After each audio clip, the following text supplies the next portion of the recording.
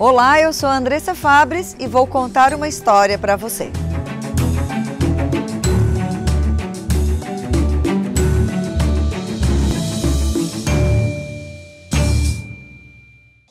A nossa convidada de hoje teve um problema na obra da casa dela e viu uma oportunidade ali de iniciar um novo negócio, unindo a sua formação profissional em arquitetura com a tradição de comércio da família. Vamos ouvir essa história?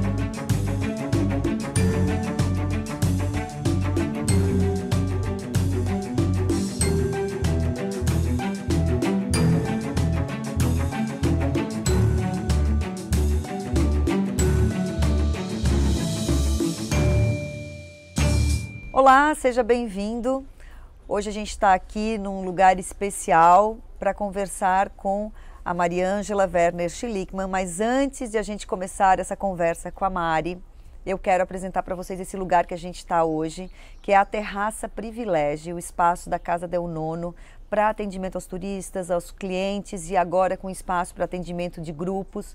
E é um lugar especial porque ele retrata toda a história da Casa Del Nono, uma vinícola fundada em 1975 pelo seu Ed Damian e agora já está na terceira geração.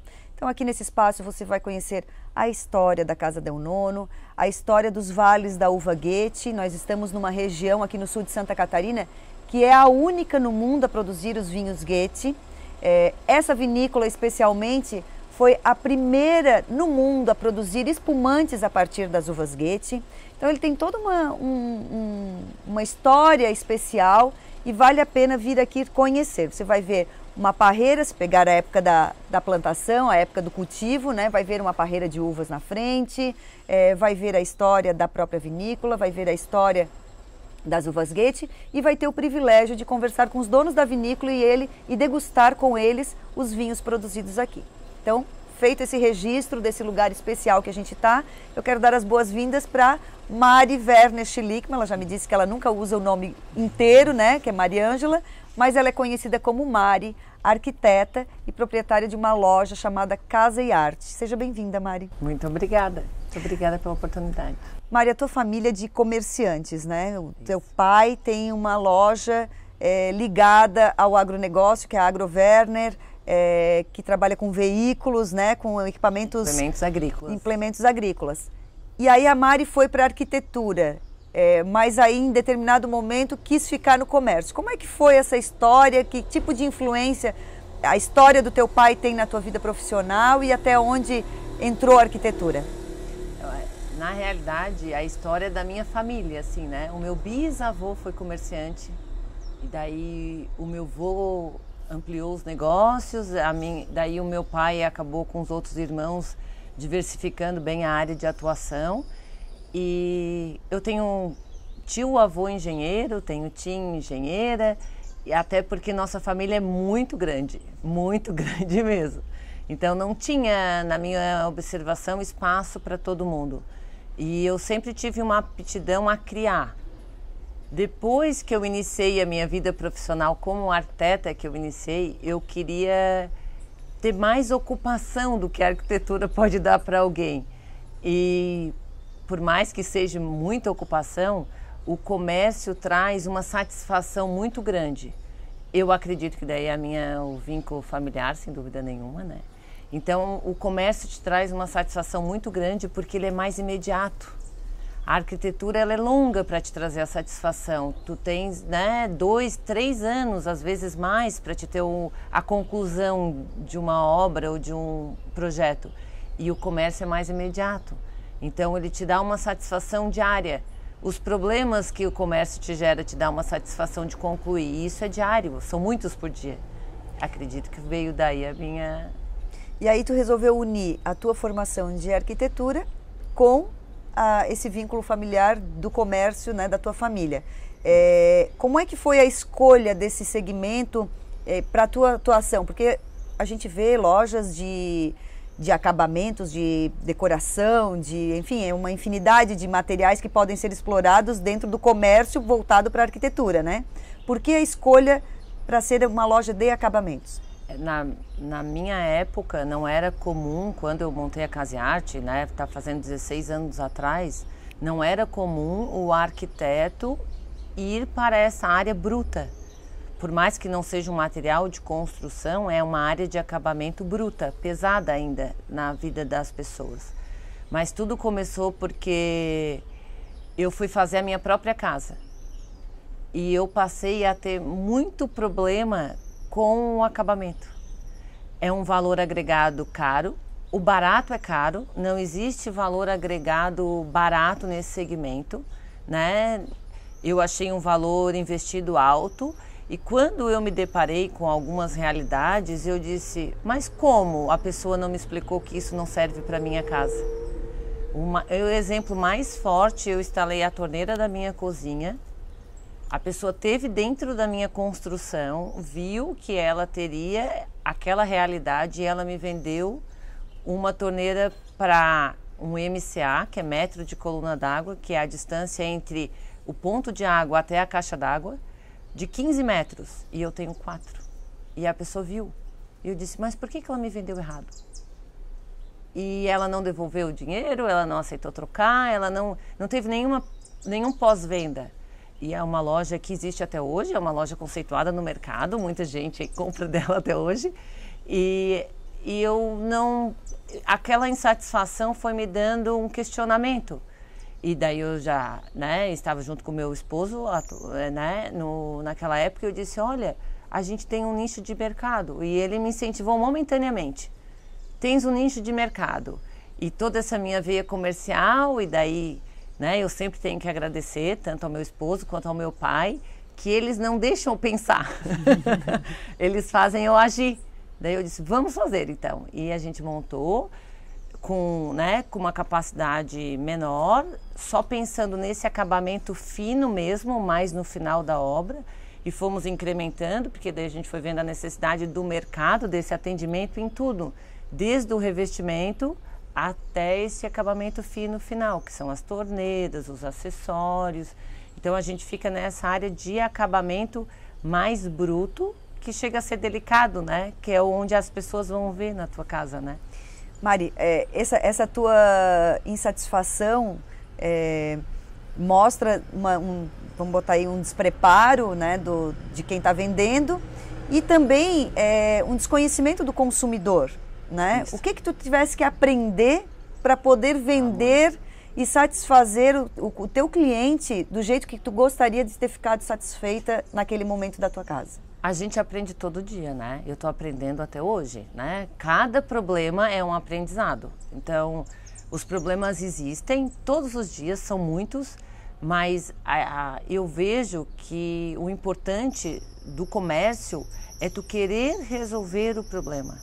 Tu eu nunca vou ter todas as soluções, porque não depende de mim, né? Eu sou um comércio, eu represento uma fábrica, uma marca, uma empresa atrás.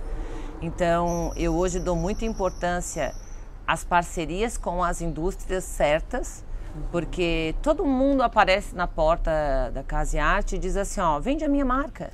Eu digo, vendo. Eu vendo, me dê 2 peças que eu vou vender. Eu vendo 2 peças, espero 6 meses, vejo como ela se comporta e depois eu introduzo ela na minha marca daí. Porque o índice de erros e de falta de querer resolver o problema é muito alto. Então, o que eu digo, o nosso diferencial é querer resolver o problema. Resolvemos todos, não, mas a gente vai tentando criar alternativas. O que eu vejo que hoje é meio um lema com todas as pessoas que trabalham junto conosco, seja o mais honesto possível. Apresenta as nossas limitações o mais cedo que tu puderes também. Na hora de fechar um negócio, não deixa de dizer a limitação que a gente tem quanto ao prazo de entrega de uma peça que não está no nosso estoque, quanto a um prazo de entrega de uma peça diferenciada, se tiver um problema, esta marca resolveria desta forma, aquela marca resolveria daquela outra forma. Então, assim, seja honesto quanto a isso. Isso é muito importante. Essa é a base que eu vejo para a gente tentar conseguir manter os nossos clientes satisfeitos. Hoje a gente vê os arquitetos trabalhando do projeto, da concepção, do estudo, dos primeiros estudos até o acabamento, né? Do design de interiores, a arquitetura de interiores, enfim. Tu achas que tem um gap nas faculdades de arquitetura que falta para explicar produto? Né? Falta esse conhecimento na formação dos arquitetos, que depois eles têm que correr atrás para buscar e conhecer como é que funciona exatamente cada material para poder também orientar, né, como especificador, orientar os seus clientes? Quando eu me formei em arquitetura, a gente fez uma pesquisa de o que faria um arquiteto. 90% da nossa pesquisa informou errado, que as pessoas desconhecem o que o arquiteto faz. Na realidade, o arquiteto bruto, saído da universidade, ele é preparado para fazer projeto arquitetônico. Aquele projeto que vai para a prefeitura, que vai para o pedreiro. A parte de acabamento não entra dentro do currículo de arquitetura. As faculdades não fazem, não ensinam acabamento de construção, que eu acho que é uma grande falta de material, de explicar para que serve o material, até a parte de assentamento de material, pelo menos o revestimento. Isso deveria estar mais explícito na faculdade. E a parte de projeto de interior, a parte de desenvolvimento de imóveis, essa área, os arquitetos com alguma especialização, eles conseguem adquirir, mas a faculdade não introduz o arquiteto nesse final, tão final. A Casa e Arte está fazendo 15 anos em 2018, né? Fez 15 anos. Completamos. Completos em 2018. O que tu percebes de mudança, de evolução, de aperfeiçoamento? Porque também a indústria não muda numa velocidade tão grande, né? Mas assim, em 15 anos já dá para medir o quanto teve de inovação, de mudança na oferta desses produtos que tu tens na Casa e Arte. Os materiais em si continuam sendo bem semelhantes, né? Porque a arquitetura, por mais que ela inove com design, com estampas, né? Ela não muda, a base dela de construção ainda é muito lenta a transformação, né? Então a gente continua tendo, que para muitos é uma surpresa, quando eles pedem uma torneira de inox, a gente diz que ela é de latão cromado, porque todo mundo acredita que é de inox, não é? É de latão cromado. Então, assim, a gente depara mais com a falta de informação do cliente sobre os produtos do que realmente com grandes mudanças, porque o porcelanato já existia, né? Nós já, desde que eu estava cursando a faculdade, o porcelanato já tinha vindo para cá. A diferença é que popularizou, né? Entrou o mercado chinês, então mais popularizou o mercado do que houve grandes mudanças. Eu ainda falei ontem para um cliente que desde que a gente abriu a Casa e Arte, a gente tem na Deca 2 carros-chefes de louça, de vaso sanitário na linha de luxo. Este ano mudou um ainda continua. Então são 15 anos que a gente tem o mesmo material como carro-chefe. Então, né, procurem outras marcas. Claro, existem outras marcas, mas se tem a mesma estabilidade. Muda-se mais no segmento competitivo, mas a linha luxo é muito complexo de tu poder satisfazer o cliente até o final. Então, não tem tanta alteração numa velocidade tão grande. Claro, houve outras introduções de modelo, mas o mercado não aceita, porque o mercado de acabamento é um mercado mais, a expressão certa seria conservador. Né? A linha de luxo, por mais que tenham grandes inovações, que o mercado está dizendo que tudo vai estar automatizado em 5 anos, mas é um mercado mais conservador. É porque ele é um investimento a muito longo prazo, né? As pessoas passam 10, 15 ou nunca mais mudam essa parte da sua casa. Então eles querem uma coisa que vai ter uma durabilidade e uma garantia maior. A gente está conversando com a Mari Werner Schlickmann, proprietária da Casa e Arte, loja de Braço do Norte e com filial em Criciúma. A gente vai para o intervalo rápido e volta já.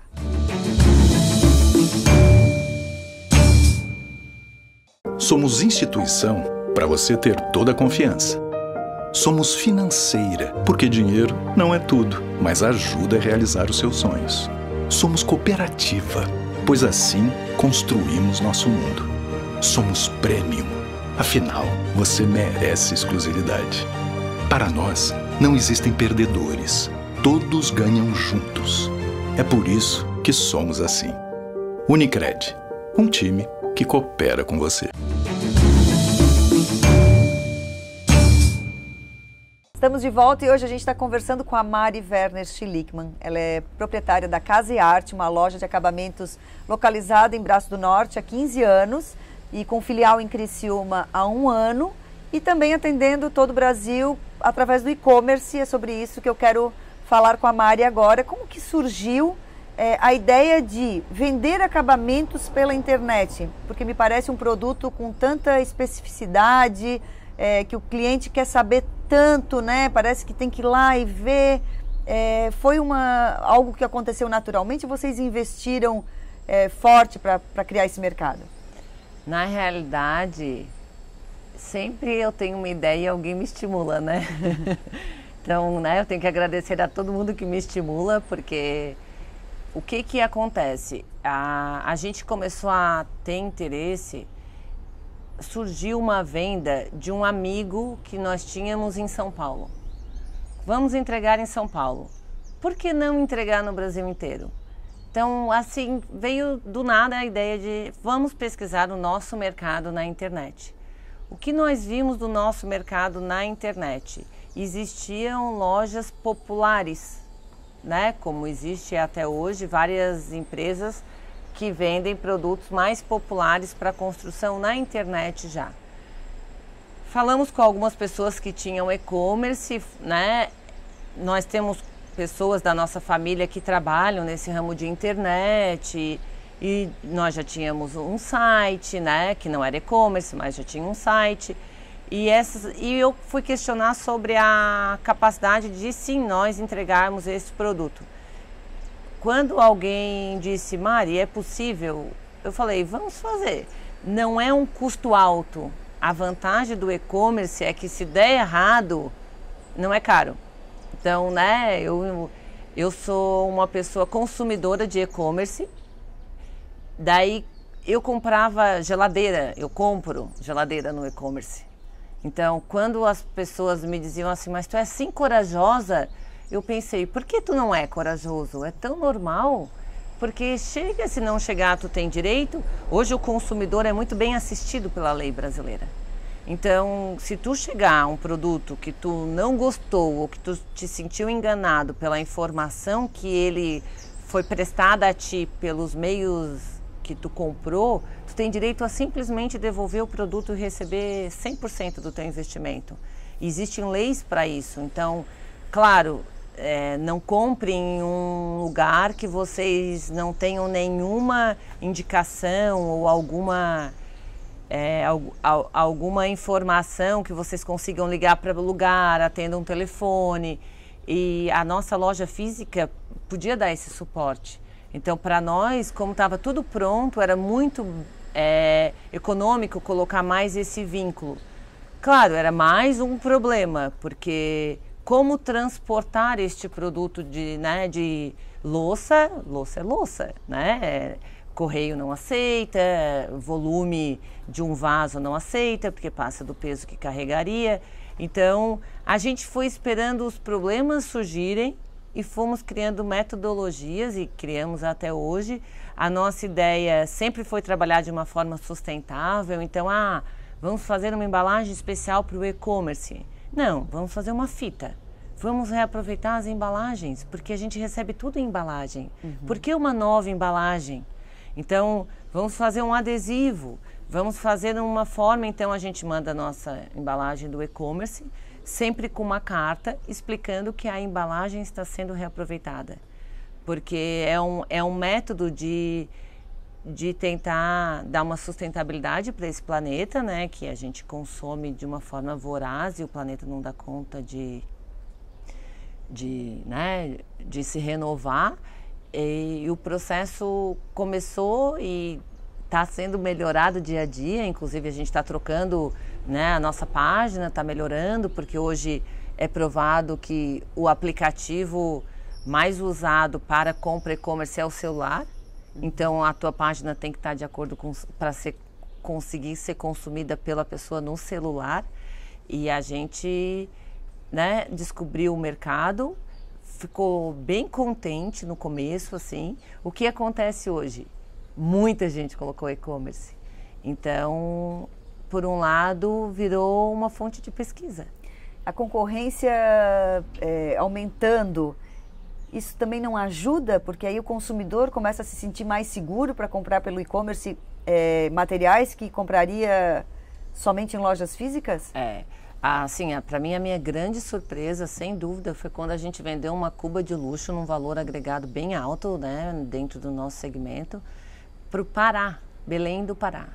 E eu disse, e agora? Como a gente vai levar uma cuba nesse valor para o Pará?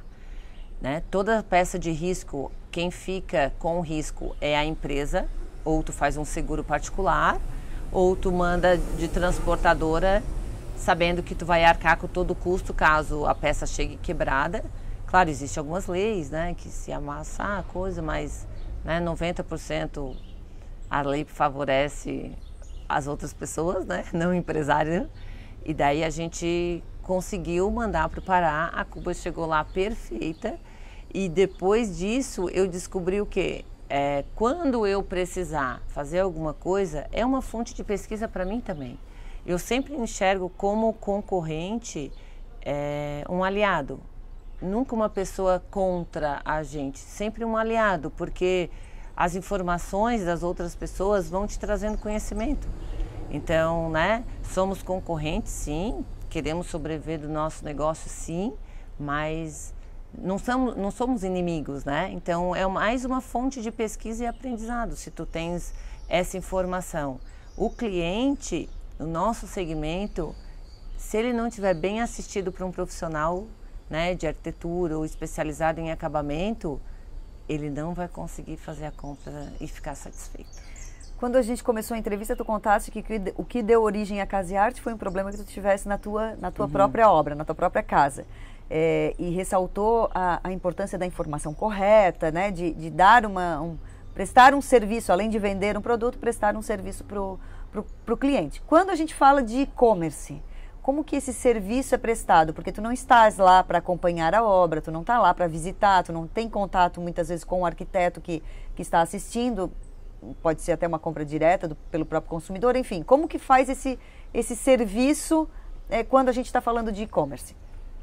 Um exemplo que acontece bastante conosco é o vaso sanitário. A pessoa compra o vaso sem a tampa e sem o material de instalação. Então, ou compra o vaso sem a caixa acoplada, quando é caixa acoplada. Então, o que acontece? Chegou uma venda no e-commerce. A gente tem o suporte da loja física. A gente só vai ver ela no outro dia, às 8 horas da manhã. Ela vem automática dentro do sistema. E 8 horas da manhã, se chega na empresa e se vê a venda. A gente entra em contato com esse cliente.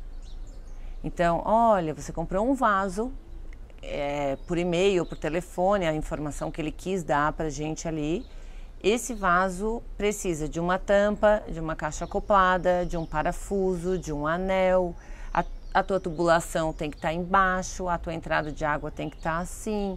É assim que está esperando esse vaso? É assim. A gente caminha. Senão a gente anexa os outros produtos, ou muitas vezes a pessoa compra assim, um vaso convencional que precisaria da descarga na parede, né, da hidra, que a gente chama, e ela precisa de uma caixa acoplada. Então, alguns produtos a gente não pode entregar, porque a gente sabe que precisa dessa informação. Aconteceu essa semana de uma pessoa querer uma cuba de piso, que agora é uma peça bem moderna e está sendo bem usada. Para aquela cuba poder ser instalada, o teu esgoto tem que estar no chão. Então, a pessoa entrou em contato pelo Instagram, né? Olha, queria o preço dessa peça. Eu digo, tu podes me passar um telefone ou um e-mail que eu preciso entrar em contato contigo. Porque eu não aceito fazer a venda pela venda. Eu faço a venda pelo serviço de a pessoa estar satisfeita com o que ela necessita. Porque venda pela venda, daí tem um monte de lojinha de porta aberta.